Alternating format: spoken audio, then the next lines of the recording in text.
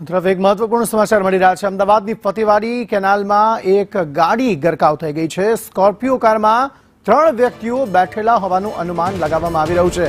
યુવકો કેનાલ પાસે રીલ બનાવતા હોવાનું અનુમાન લગાવવામાં આવી રહ્યું છે અને રીલ બનાવતી વખતે આ સ્કોર્પિયો ગાડી જે છે તે કેનાલમાં ખાબકી છે। સ્થાનિકોએ 2 યુવકોને પાણીમાં તણાતા પણ જોયા હતા।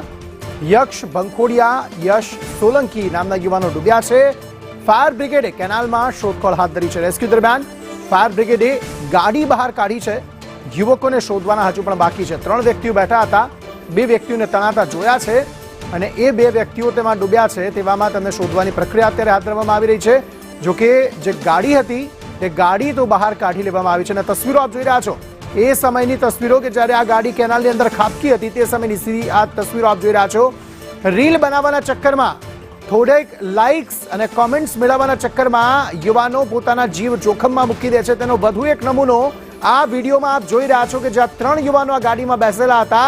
રીલ બનાવવાના ચક્કરમાં તેમણે આખી ગાડી કેનાલમાં ગરકાવ કરી નાખી। રીલ બનાવતી વખતે આ ગાડી જે છે તે કેનાલમાં પડી છે। તેવામાં ફાયર બ્રિગેડે ગાડી તો બહાર નીકળી ગઈ, પરંતુ એ જે 2 વ્યક્તિઓ છે તેમને શોધખોળ અત્યારે હાથ ધરી છે।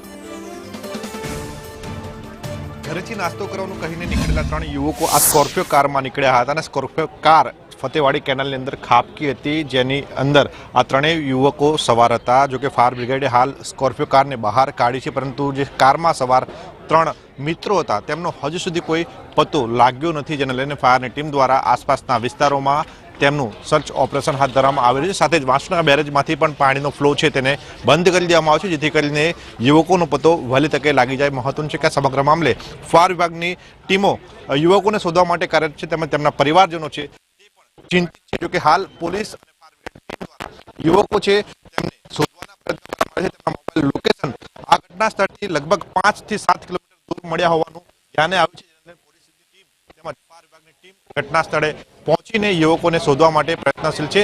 એવું માનવામાં આવી રહ્યું છે કે 3 મિત્રો છે તે ઘરેથી નાસ્તો કરવાનું કહીને બહાર નીકળ્યા હતા અને ત્યારબાદ અહીંયા આ ઘટના સ્થળે આવીને તેઓ રીલ્સ બનાવતા હતા। તે દરમિયાન એક્સિલેટર પર પગ આવી જતાની સાથે જ આ કાર છે તે કેનાલની અંદર ખાબકી હતી, જેને લઈને આ ઘટના સર્જાઈ હતી। હાલ 3 યુવકોનો પતો નથી, જેને શોધવા માટે ફાયર વિભાગ પ્રયત્નશીલ છે।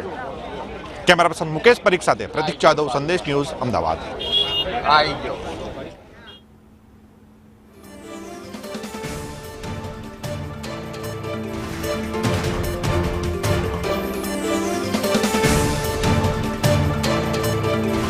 તો આ એક વિડીયો અને સાથે આ કેટલીક તસવીરો સામે આવી છે।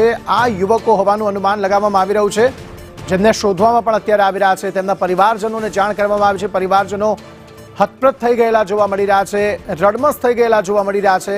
પોતાના સ્વજનની ભાળ નથી મળી રહી, તેના લીધે તેઓ તકલીફમાં, ચિંતામાં અને રડમસ જોવા મળી રહ્યા છે। ફતેવાડી કેનાલનો આ બનાવ છે। એક આખી ગાડી જે છે તે કેનાલમાં ગરકાવ થઈ ગઈ છે।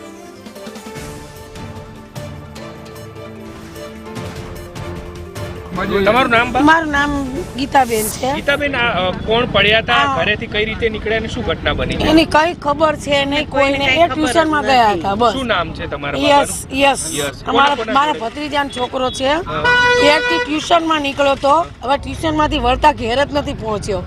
એટલે ગાડી કોની લઈને નીકળ્યા? એ નથી ખબર, કોઈ ખબર છે નહીં। ગાડી ક્યાં પડી છે?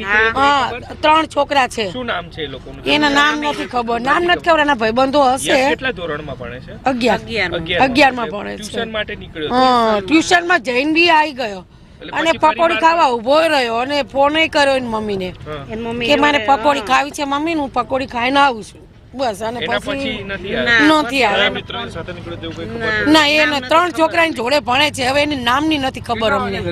કેટલા વાગ્યાનો એ ટાઈમ એનો તો ટ્યુશનનો ટાઈમ કેટલા વાગ્યાનો અમને કશું, કારણ કે અમે બધા અલગ અલગ રહી છે એટલે અમને ટાઈમ નથી ખબર। બધા અલગ અલગ રહીએ ને ભાઈ, એટલે અમને 7 વાગે ખબર પડી। 7 વાગે ખબર પડી।